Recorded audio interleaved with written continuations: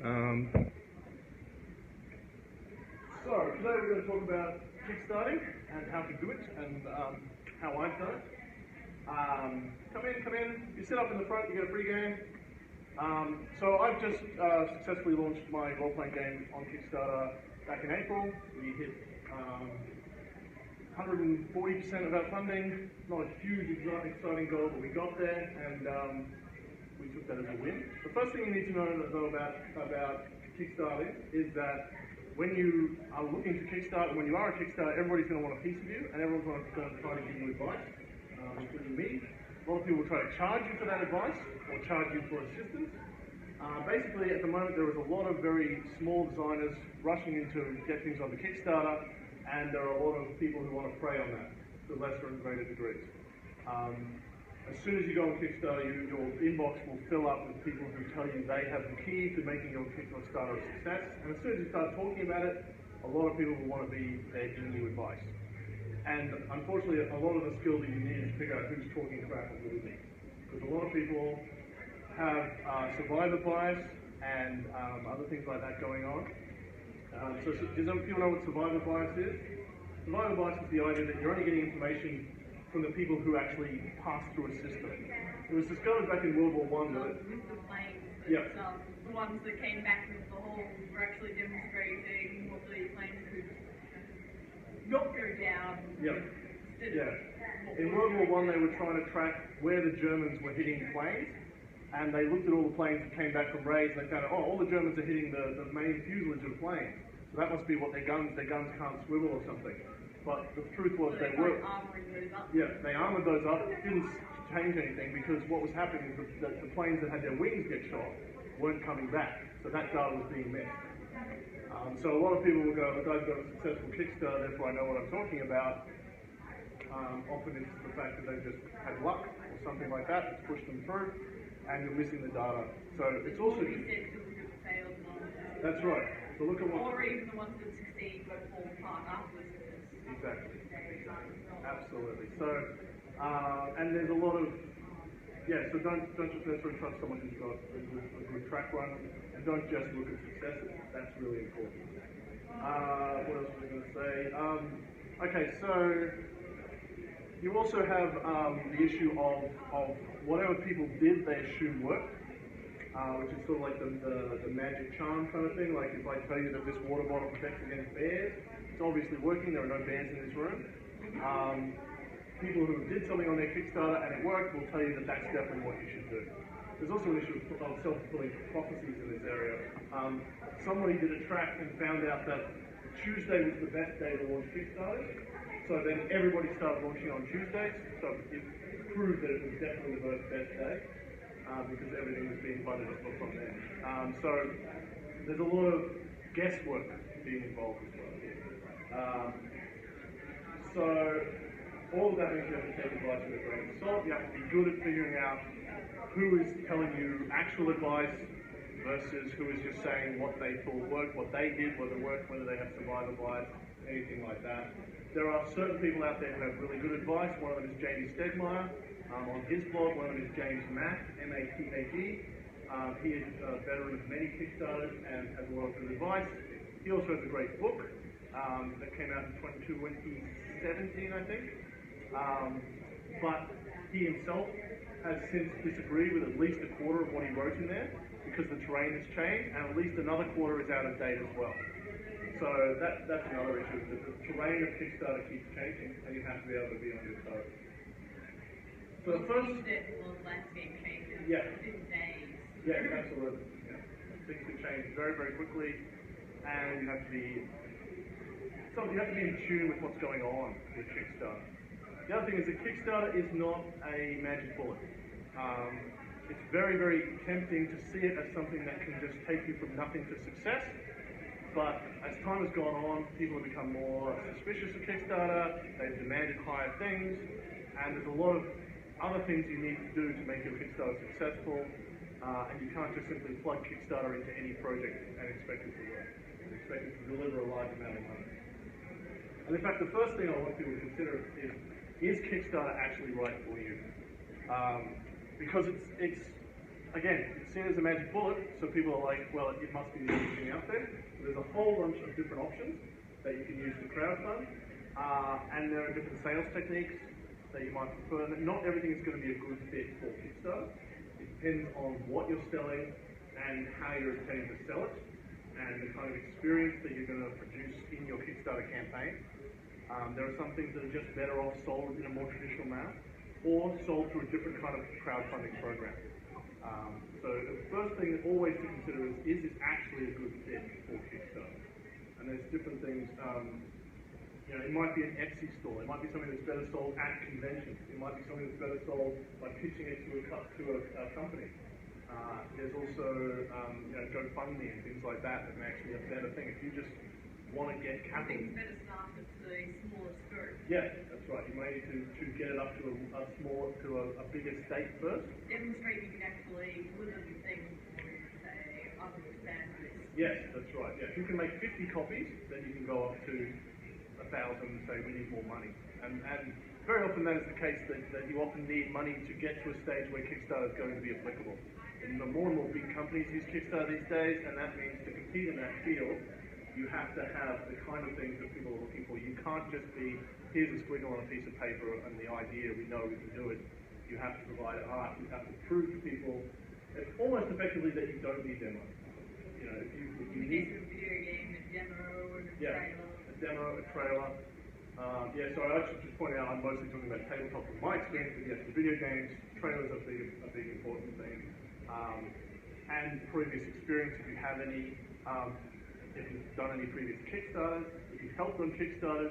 People also check if you're a Kickstarter backer. That was something that I had to learn.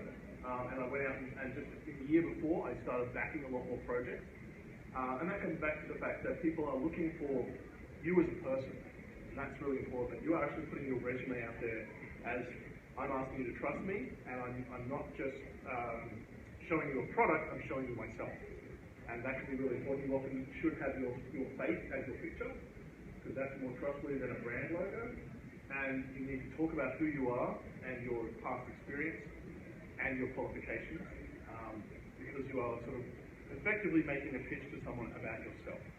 This is who I am, and this is what I want you to believe about. Hey guys, come up the front, there's a free game in the front if you're sitting in the front seat.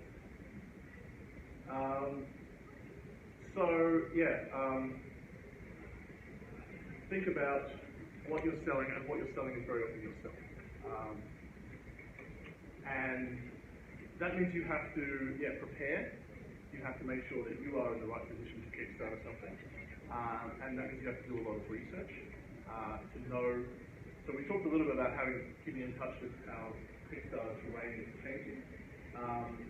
But it's also about getting yourself out there. That means backing Kickstarter, but also getting in touch with other people who are doing Kickstarter, getting onto certain Facebook groups, or other sort of social media, Reddit and stuff, talking about what else is out there in Kickstarter, knowing your market, obviously, so there's basic market research.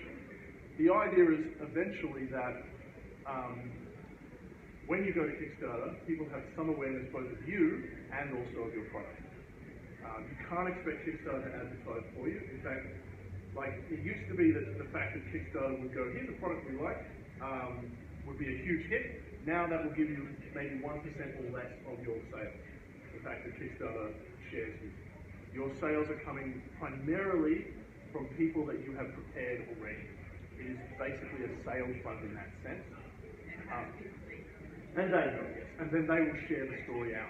And that's actually what it's also about as well, is that if you bring a crowd in, then they will generate more energy for you.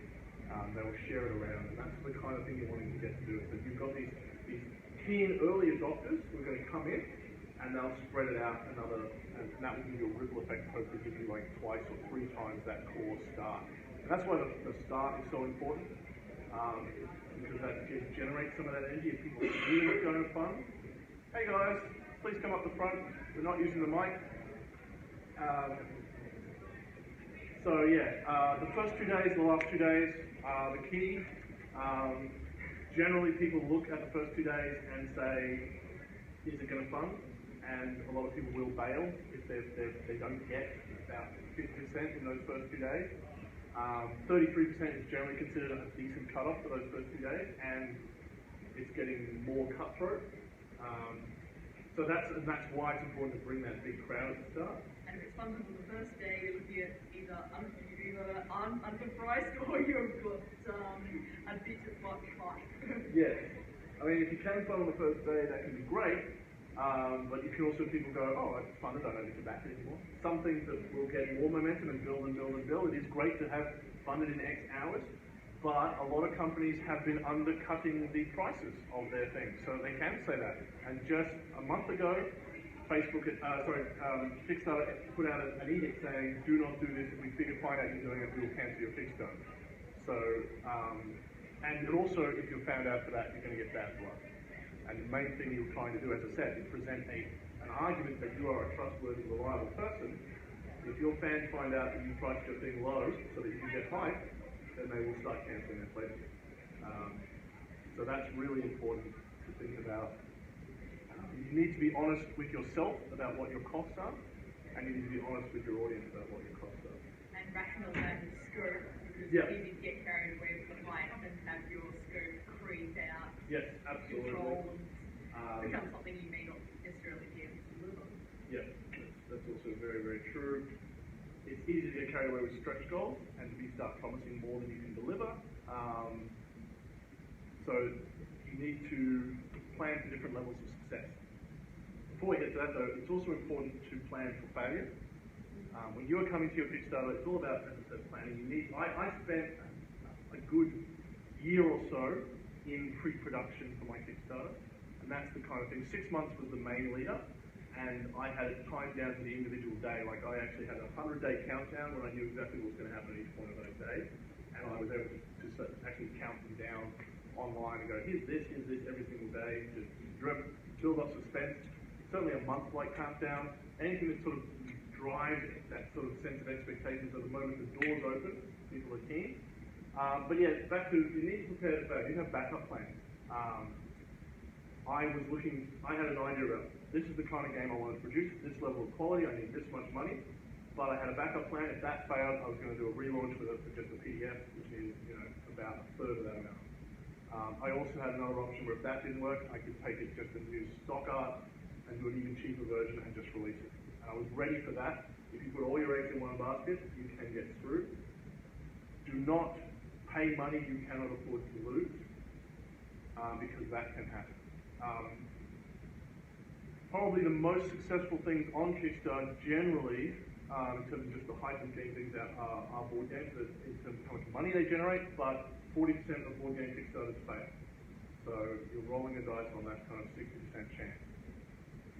And you might just get there as well. You have this idea of getting 200, 300% chance, you might just cross the line, and if that's not enough money to satisfy your customers, you've made a mistake.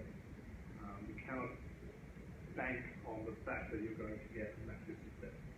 It's just too risky. And yeah, you cannot spend money that you're not going to get back. I know someone who has invested a huge amount in art, because art is a huge draw, and his Kickstarter failed. He did a relaunch, it failed again. He's now in debt for several $1,000s, and he's desperately trying to do more game design in the hope that eventually something will pay off and he'll be able to have a little bit of money to get himself out of his debt, but he may be in debt for the next 10 years of his life.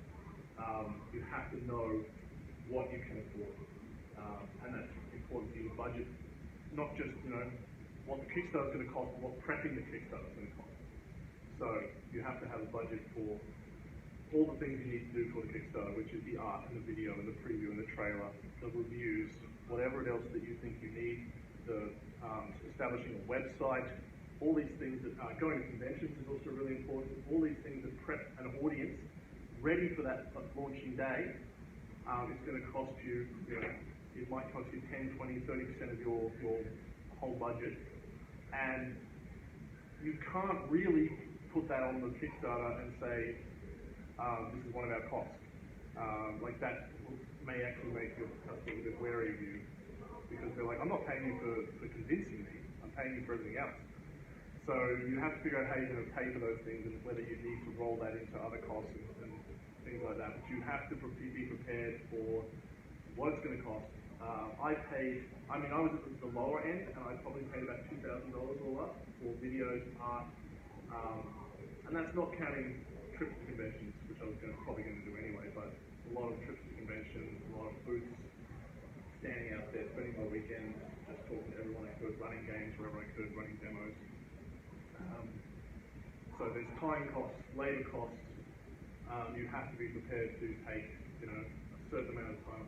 I would say definitely at least a year of having your game out there in people's brains so that they're ready. There's a thing that in marketing they call 7 touches, and they've done psychological studies that it takes about 7 impressions on the human brain before people are willing to trust something. That's what they call it. And big brands use this. That's why they want to sort of hit you with this many ads over a certain hour and that kind of thing. They track these perfect numbers, and after about 7 times of seeing something, that's when your brain sort of drops its "I'm afraid of the new" barrier and starts going, oh, if that's been around 7 times, I trust it now. It must be something that's reliable. It must be something that's important. It must be something that's popular. And so pushing that, coming up again and again, with feeds on Facebook, in ads, in comms, is how you sort of again convince people that this is a real thing. It's a physical thing. It's a thing that just hasn't just popped up, and it's something they can trust. So again, that's why that long lead up is really important, so that you build this sense of crowd. And people really appreciate that. Kickstarter is very much an experience that you are selling someone, not just the, hey, you get the product, but here's a 30-day or 24-day thing that's exciting. That's why you should never go above 30 days either, because it's hard to keep the momentum and the excitement going up. Keep it short. But you're selling people an experience. You've got them, you trust them in terms of, you've got the trust in terms of you're going to produce the product, but then you're also going, this is going to be exciting, and this is about you. You're coming with us on a journey. And that journey begins the first time they meet your game. It's like, here's our game, it's exciting, you might want to play it, but also we are taking it to Kickstarter. Come with us on that journey, sign up onto a mailing list, or we'll see you next in 6 months or a year, and you say, like, we're almost about to launch the Kickstarter. Remember when you saw us a year ago? You're part of that journey. And that's a microcosm of what happens on the actual Kickstarter campaign. You begin, whenever you choose to fund, you sign up for a later funding or something, you're part of watching these numbers go up. And the idea is to involve people as much as possible in that conversation so that they feel valued in that and they're excited by it, and that makes them more likely to share it. Anything you can do to make your campaign focused around the customer and the people as participants and as agents in it is going to be really important. That's probably the single most important advice I can give you, is to make it about them. Whether it's something that they can vote on, something that they can choose, something they can be part of, something that makes them just get a bonus or something like that, something that makes them feel that they are contributing or they get to contribute. That is going to make them more likely to want to be invested. Kickstarter splits this fine line between consumer and investor, and they're not quite investors, but if you can make them feel like they are, then that's important. And investors get, bonuses. They get the feeling that they get to come out to the theme park in advance and ride all the rides. They get to see glimpses and things like that. So you are selling them that sort of thing. It's like you are on the inside level. You get to see all my excitement as well. So you're selling your personal experience. Like, this is what happened this week. This is what we're doing now. Here's a new video. Here's new art. You're selling your excitement to them. And like you guys are part of it, always coming back to stress on that. So I like use the plurals as well. Use we because it involves them, and you keep on building that sense of you and I are going on a journey together. We allow people to appear in the gamer of Relics, which is very quite popular. We're probably undercharged on that, but we got a lot of people just jumping there, backing up straight away because they wanted to be in the game. And yeah, as part of that, the next step is that you need to be ready to answer all questions. And when you reply to someone, try to tag them into the own reply. Like actually, you can use I think it's the and tag to make sure. So that means that it pings in their email box. They definitely come back and see it. They're more likely to reply. Because everything that generates conversation in the feedback section is generating more hits and making the crowd look bigger and adding this sort of murmuring effect. So you always want to do things that lead people to leave comments, and when they do leave comments, tag their name when you reply. Always, if you can, end updates and things like that with questions, or you know, invitations to share. Like, you know, today we're talking about the GMing mechanics. What's your favorite GMing thing, or what's an example of something in your campaign? Or it can be like, you know, these are two bits of art. Which one do you think is best? You know, or what's your favorite of these two clans that we just talked about? You're looking for people to go forward and comment, because it allows other people to feel that sense of involvement, even if they're not the one commenting, and it puts that focus back onto, you are all part of this, you are contributing. So the first stage is gathering that crowd, and then through the process is keeping them engaged, keeping them excited, making them feel involved, making them feel centered. And honestly, that's really the heart of all selling as well, that you're not just moving a product to somebody that they hope they enjoy it, you're really kind of getting involved in their experience and trying to go, here's how I can help. Here's, you know, you tell me your story, and I hopefully can give you this game that you can tell your own story with. And that's why con experiences can be so important as well. Face-to-face really matters. We use so much internet these days, we tend to believe it can replace all communication just reflexively, but a face, as I said, having your face on your Kickstarter banner matters. Using your real name, and then going to cons and also looking at people, making that face contact, being known, again, builds that sense of trust, that sense of communication, that sense of shared experience. Then the next stage is after the Kickstarter. So there's before, there's during, there's after. It's very tempting to, when you get to the end, to just go, we made it, we got our money, oh God, it's over. But there is a whole chunk of work coming as well. It doesn't just end there. You have to make sure that everyone is communicated with. You have to keep some of that, you know, keep them involved. People generally like regular updates. A lot of people have done the thing where they don't update until there's something to report on. That is a mistake, especially with a long period. People would rather just hear we're delayed than no news. And after, I would never go more than a month without an update, because then that's when people start to forget you. And you don't want to do that. You want them to keep them being engaged and remembering that this game is coming, and keeping that excitement level bubbling along. There's again more chance that someone's going to talk to you about it. So frequent updates are important. Again, with that same focus on people, with questions, with involvement. You need to make sure that you figure out how you're doing fulfillment. And again, just like I said at the start, there's a lot of people out there who will rush up to your door and demand to be your fulfillment agent in different parts of the world. There's a couple of really good ones at different price levels. You can do your own fulfillment, but the more complicated your Kickstarter is, the more you're going to need a fulfillment agent. And most people use one these days. I've had to keep my costs really low, so I haven't. But that means I have to individually bill all 500 people for their postage. And I have to make sure each one of those people pays me their postage before I ship them the game. I'm using distributors after that, but I have to do all the billing elements. If you bring in a fulfillment agent, you're going to incur costs. Between 10 to 30% of your costs will go into that. But they will save you a lot of headache, especially if you're dealing with international things. Also, Kickstarter is quite limited. If you want to do anything like, add this, or choose a color, choose a size, have a little bit of an option where you can have this bit but that bit, Kickstarter won't let you do any of that. You need a fulfillment agent to do those kind of things, to add those levels. All Kickstarter will do is give you X backer levels, and so if you want to say a T-shirt and the board game, or just a T-shirt, or just the board game, that's 3 backer levels. You can't just have people tick boxes. So it's a tough choice, but if you've got the money, for simplicity, a backer agent is worthwhile. There's one called Pledge Manager, which is the cheapest, and then there's a couple others that are more expensive, but do more work for you, and will go to more countries. something will go wrong with the printer, and something will go wrong with delivery. You are dealing with the postage system of potentially every country on Earth, and all of them have different rules.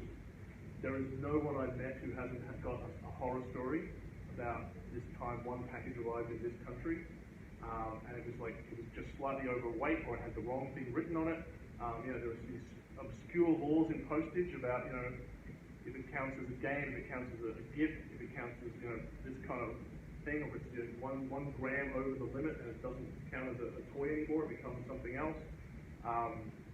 You might be on the phone to someone in Brazil, trying to get a game off a pallet. So you need to build in for emergencies as well. I sort of just added an extra 10% to my Kickstarter for things I could not foresee, the contingencies. It's like, this is for the emergencies. And indeed, the first thing that happened was my printer turned out to be absolute garbage. And their quote, which was quite cheap, the cheapest quote I got, and I went for it for that, but they were actually just terrible. And they were probably running some sort of scam. Printers too, like the printers we took before, there's a lot of printers out there that know that there are young, inexperienced game designers and computer gamers and they're like, we can prey on these people. We can make them keep throwing money into a hole, desperate to get their product out. So look for personal recommendations. Don't just go for bottom of the barrel, the cheapest option. And yeah, be prepared for having to reschedule your prices. My budget, I had to go back and look at my budget because my original printing costs are now about $2,000 more than they were originally because I have to find a new printer. And so that continues to go set aside pretty much entirely enough like that. So if there's printing costs, mailing costs that I haven't foreseen, that's going to come out of my pocket. But there are also other changes. So how are we doing for time, guys? Everyone got the time? Yep. Okay, so there's at least half now. Oh, okay. Right. Well, yeah, and a bit off topic and any questions people have, of course. Just for those latecomers know, I am recording this. So if you ask a question and you don't want to be on the record, then let me know and I'll take you out later. Any issues with that? So we've talked about setup, the experience, the aftermath. You've got contacting people, fulfiller agents, printing, shipping, mailing things out, and all the time communicating with people like this. People are, one of the big issues that happens with Kickstarter is if you are also using a distributor to get, so like, for example, 500 people back my Kickstarter, but not all of them are getting the hardcover book. That gives me enough money to order 500 or 1,000 copies. I'm only shipping 300 of those, the rest of those are going into general distribution. And that hopefully again helps me cover my costs. But if they get to the shops before the Kickstarters get theirs, they feel very, very angry about that, and that increasingly happens. People are, here's the man with my coffee. Thank you, sir. So you have to think about that. If you are going into general distribution, you need to figure out how to time that so that the people get their games as soon as they can. People are very, very angry about that sort of thing, even though it's very hard to control sometimes because, the postage system and the printing system are relatively out of your hands. They're often happening in another country, and separate countries, like it's being shipped from China to Europe and then to someone's house, and you're in Australia, and you're like, I can't control how fast that happens unless I get on a plane and fly over there and intercept the book personally, So you need to be on top of those things. You need to be on top of those things with communication. Everything comes back to communication. If that's any chance that that's going to happen, you want to tell people in advance, and you want to be trying to be as accurate and as clear as you can about what you know about when things are arriving. It seems anal and some people don't care, but if you can say, this is arriving, we've talked about distributors, it should get to you within the next couple of weeks, or this week, or by this date. That people really appreciate that kind of information. Especially, again though, it also engages that sort of excitement. It's nice to get a package you don't expect, but people actually really appreciate that. Oh, next week I'm getting that package. I've forgotten about that.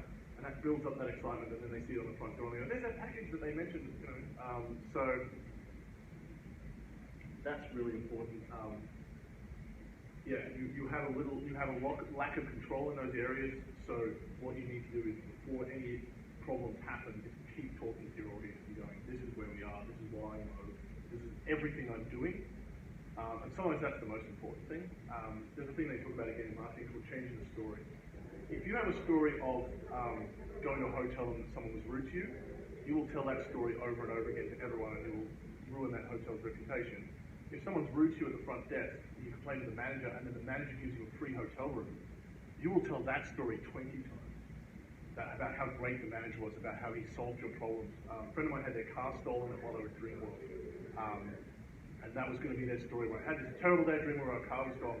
They were given two nights in a hotel. The manager of the park drove them around, took them to the police station with them, you know, the entire night. And their story became like how they were treated like royalty. So your job is to get in front of problems and change the story to something went wrong, but the company was amazing. And that's really important.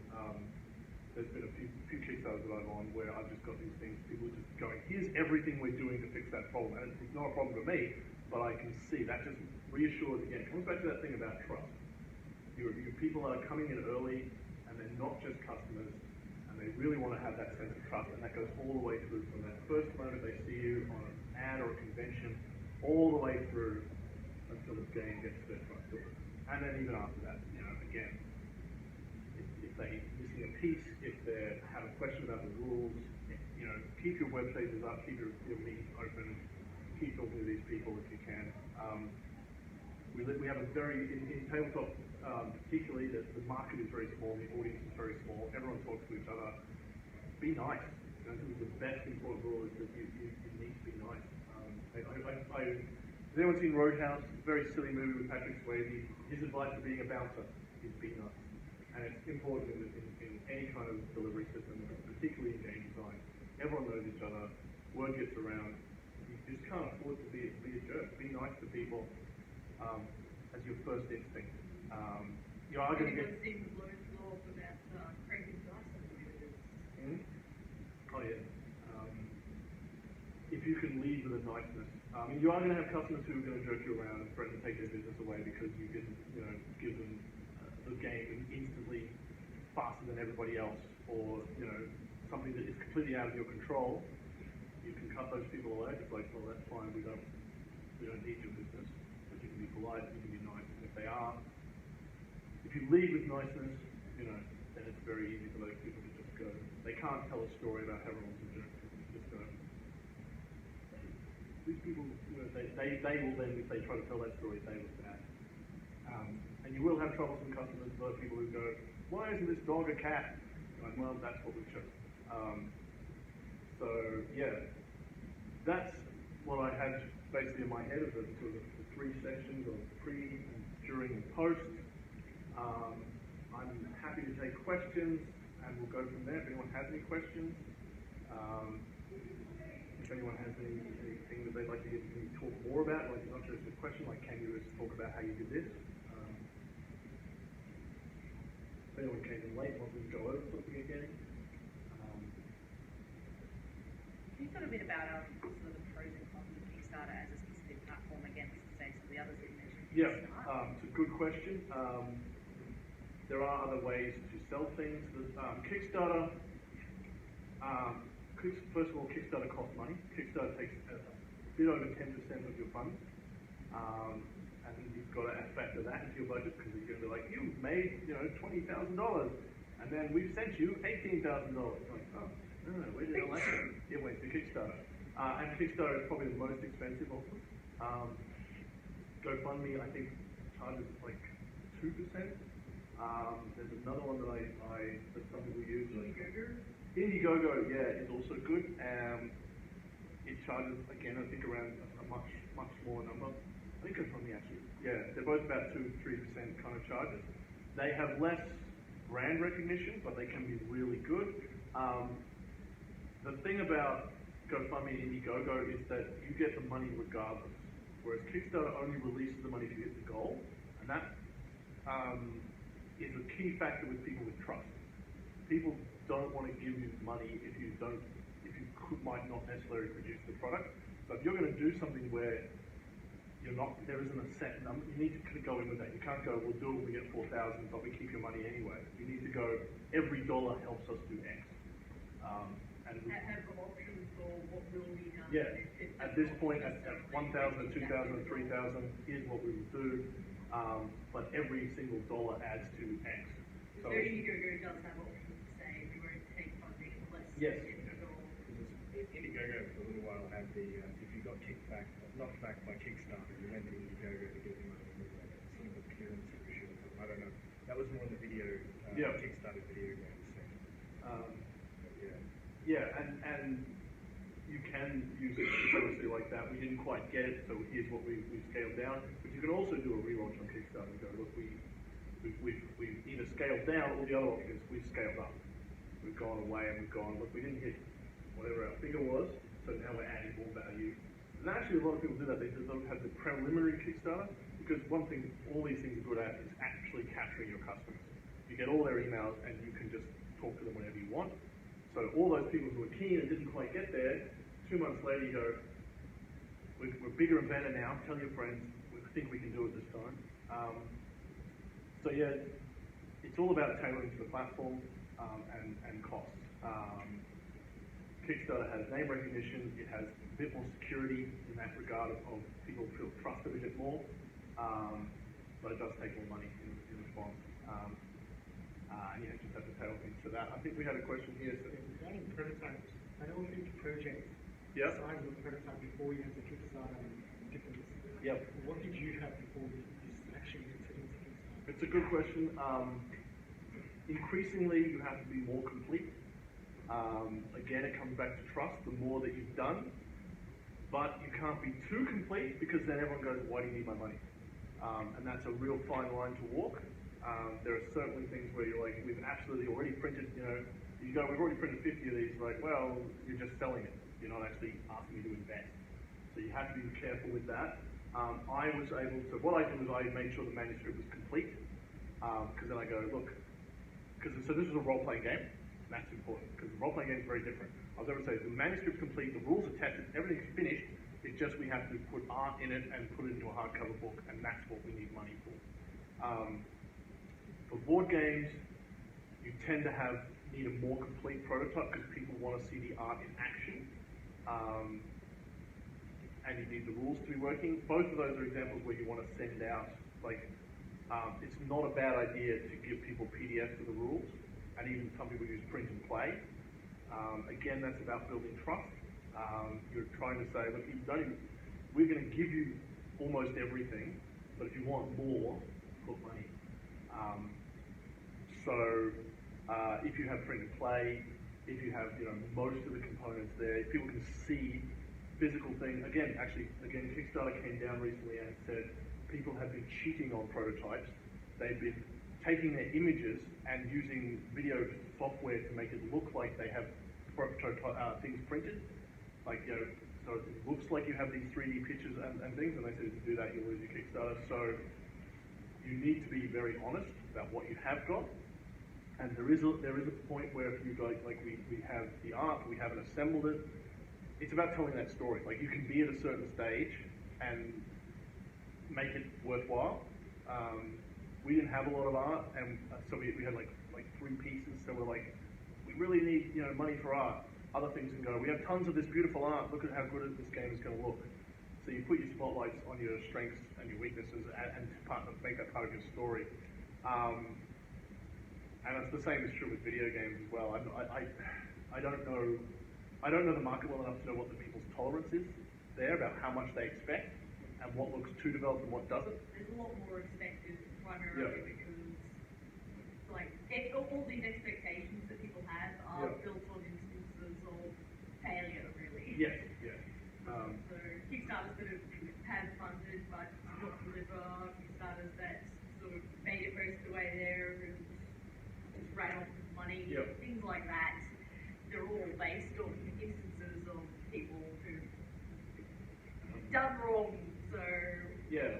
If you've ever done internet dating, you can usually tell what's happened to someone by when they put their profile up. So it's like, if you have this in your picture, or if you're going to do this, if you're going to say this to me, just go away, and you know exactly what happened to that person. So if you ask people about, again, comes back to that survival bias thing we talked about. Talk to people about the bad experiences they've had, and try to head those things off, and try to figure out what their psychology is. And yeah, with computer games, it's tougher. You do need to sort of produce more, and it's harder to get funding. Now requires you actually have a demo because so many Yeah. people just Yeah. put up some concept art and call it a day. Yep. And it's easy, when there's a lot of things being made, it's very easy to be someone who isn't going to follow through. Everyone has a great idea for a game. And everyone probably knows an artist who drew a really cool picture. So therefore, people are deeply suspicious. Like, yeah, of course you've got an idea. I don't believe you're going to come through and bring it to fulfillment. So you're trying to convince people to get past that barrier. And a lot of that comes back to less though, also as well as the product, it comes back to what we talked about selling yourself. So it's like, here's things I've already done. Here's ways I've already fulfilled. I've built a game. I've done this. I've succeeded with another Kickstarter, if you can, obviously. I've worked on this project. You're trying to show people, or timetabling, anything you can do to show we've thought about this, and we've thought of things that you haven't thought of, and we've laid that out. You're trying to convince people that you are as serious as you can. A lot of the things that set off people's alarm bells is where it looks like you're not taking it serious, and so you need to be as professional as you can. I think that's the important thing. That no matter what state you're at, even if you don't have a lot of resources, there is an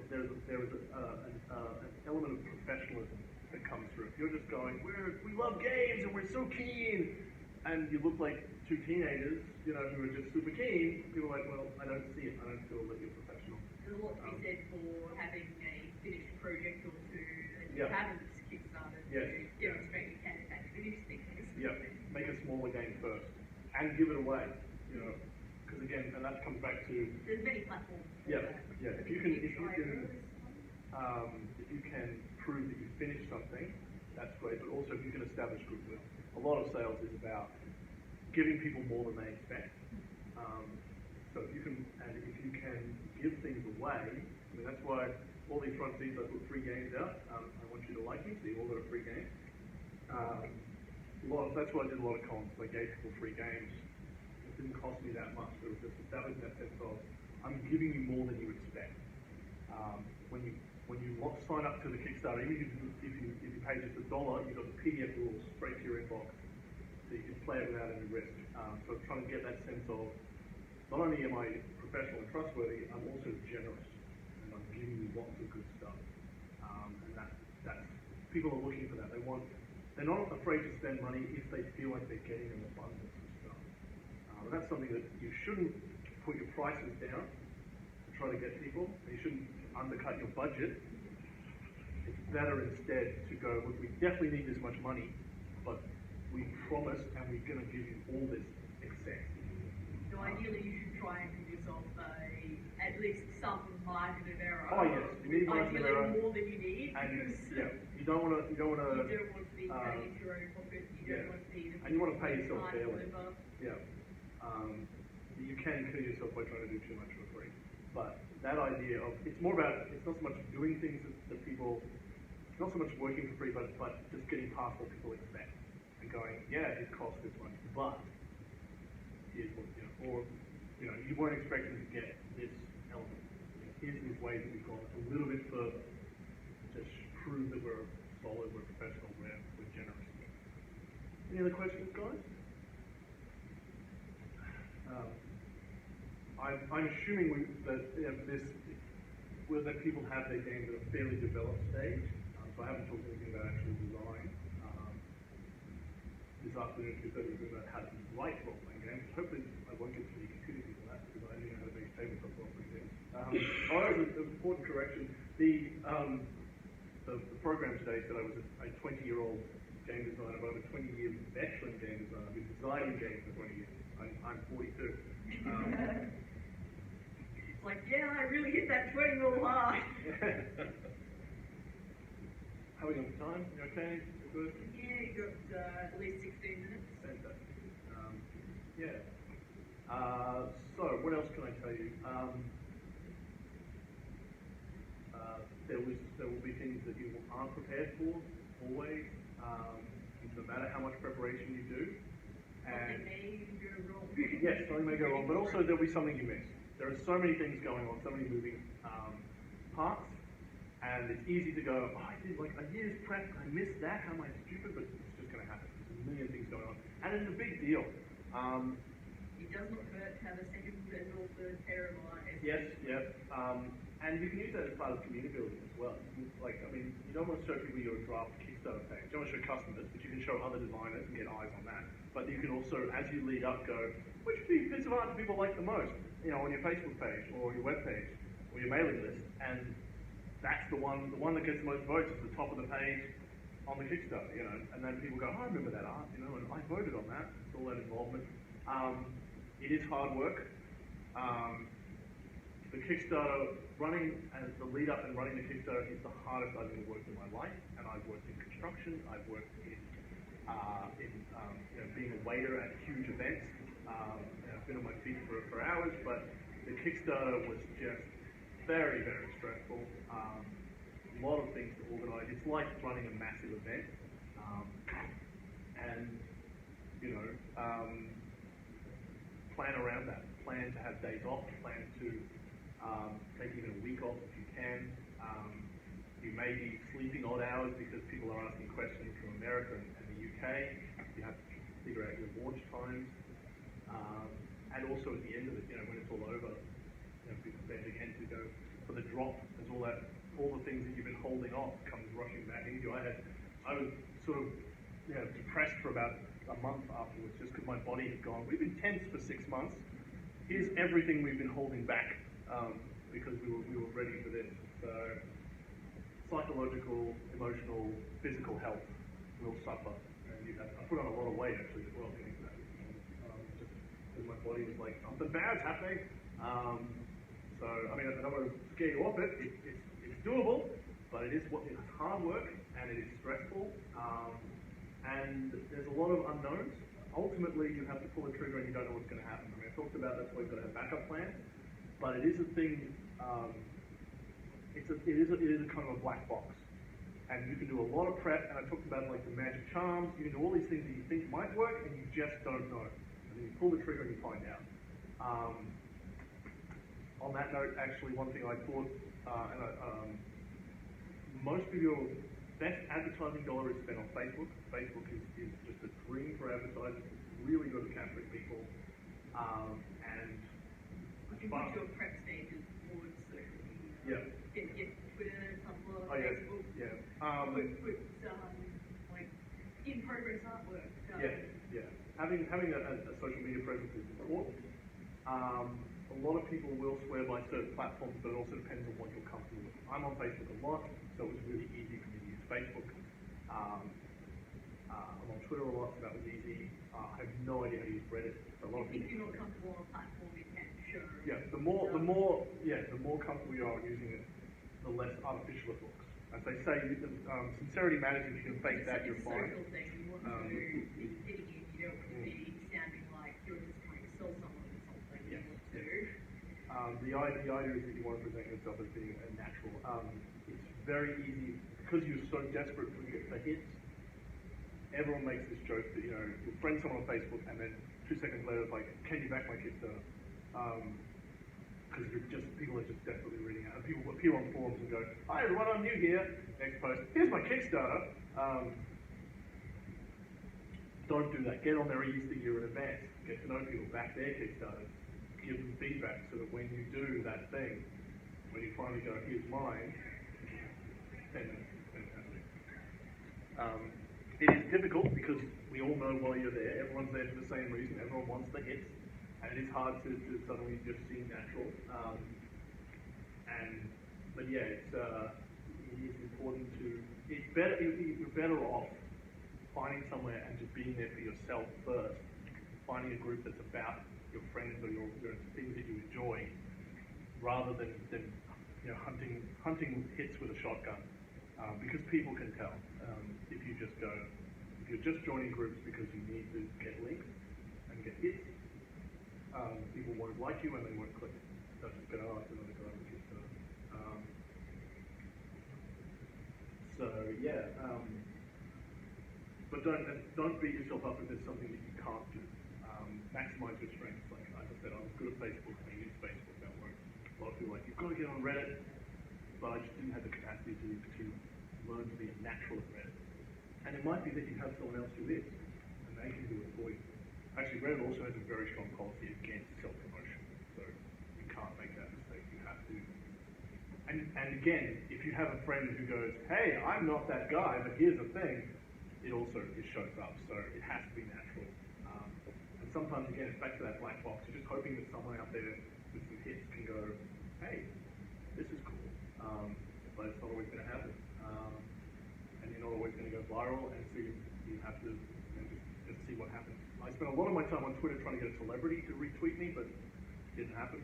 And everyone's like, oh, have you talked to this person? They love games. They retweeted this. I'm like, yes, I thought of all of those people, and I've sent them all these lovely letters and tweets, but it just didn't happen. And sometimes that is, it isn't. As well as all the people who definitely swear by their advice, there's also going to be a lot of well-meaning people who go, oh, I bet you haven't thought of this, or I had this great idea. You're like, yeah, you don't know enough to know that I've either done that, or it hasn't worked, or it can't work. There was someone who just kept telling me I should get on. There's a very popular podcast called Robin and Kevin Talk About Things. It's two of the greatest, most famous game designers in role-playing. And it's like, yeah, just get on their podcast. Like, yeah, okay, sure. How? How do I magically do that? I can't just, rock up. So yeah, a lot of people will just go, do this magic thing. Everyone is a Monday's expert when you're running a Kickstarter, and you have to have a way to deal with that. Last 5 minutes, anyone else got a question? Anything else I haven't covered? On those, the game has my website on it, tinstargames.weebly.com. You can also find me there. I'm at tinstargames on Twitter. I'm tinstargames on Facebook. And it's tinstargames@gmail.com. I'm always keen to help new designers and get words out. And that's another thing that we're sort of being nice. Be supportive of other people's Kickstarters. Help them when they ask a question, give them feedback, retweet them, repost them, share them. I often don't have enough money, or I'm just not interested in that game, but I'm always like, hey, look at this is cool. And they see that, and they remember that, and they will come back and pay. Building community requires being involved in the community. That's right, yeah.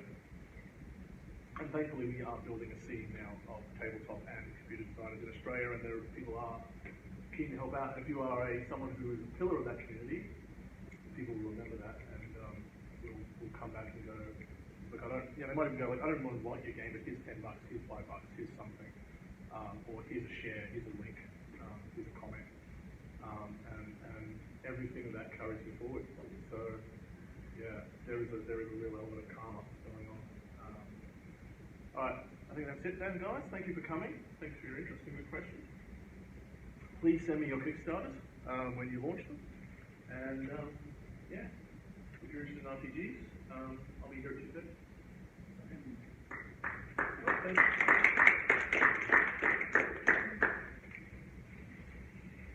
Oh, no, I won't be here today. I think I'll be next door.